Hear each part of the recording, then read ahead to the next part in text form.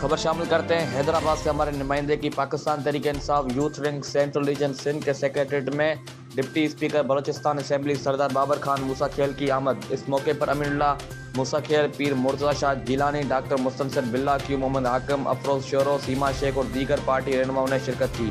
صدر Insaf youth wing central region Sindh Usama Khan Yousafzai, general secretary Yousaf Kharo, senior نائب صدر لالا ایاز، نائب صدر Asif Shah, additional general secretary Abdul Ghaffar Khan, Daniyal Gul, Ehtisham Qaimkhani, محمد نذیر خان اور دیگر عہدیداروں نے ڈپٹی اسپیکر بلوچستان اسمبلی سردار بابر خان اور دیگر مہمانوں کا استقبال کیا اور سندھ کی ثقافت اجرک کا تحفہ پیش کیا۔ اس موقع پر ڈپٹی اسپیکر بلوچستان اسمبلی سردار بابر خان نے تقریب سے خطاب کرتے ہوئے کہا کہ ملک اس وقت محفوظ ہاتھوں میں ہے۔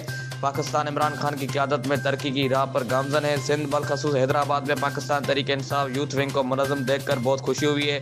ان کا مزید کہنا تھا کہ سندھ میں پاکستان پیپلز پارٹی کی 13 سال سے حکومت ہے، لیکن سندھ کا دوسرا بڑا شہر حیدرآباد کو بنیادی سہولتوں سے محروم رکھا گیا ہے۔ کارکنان اپنی محنت کو جاری رکھیں۔ جس طرح خیبر پختونخوا، پنجاب، بلوچستان، گلگت، آزاد جموں کشمیر سے فتح حاصل کی، اسی طرح 2023 میں سندھ میں بھی کپتان کی حکومت ہوگی۔